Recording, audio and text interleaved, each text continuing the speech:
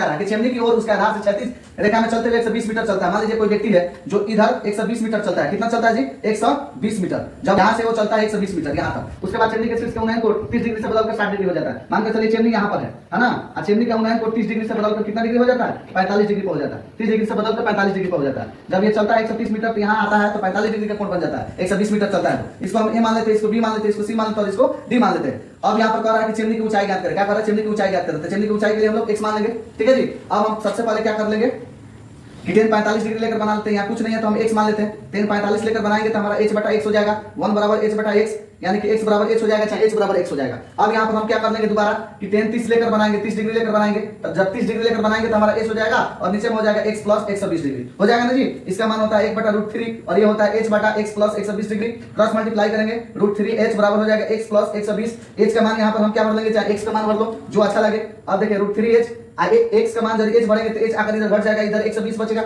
यहाँ पर हम h का मान ले लेते हैं तो h का मान लेंगे तो √3 - 1 बचेगा, 120 आ जाएगा। ये करेंगे निकालेंगे तो √3 - 1 हो जाएगा। इसको हम क्या कर लेंगे, परिमेयकरण कर लेंगे। जब परिमेयकरण किया जाता है तो ऊपर जाकर प्लस हो जाता है। h इक्वल टू 20 इंटू √3 + 1 और नीचे ये स्क्वायर होगा तो 2 बचेगा, ठीक है जी।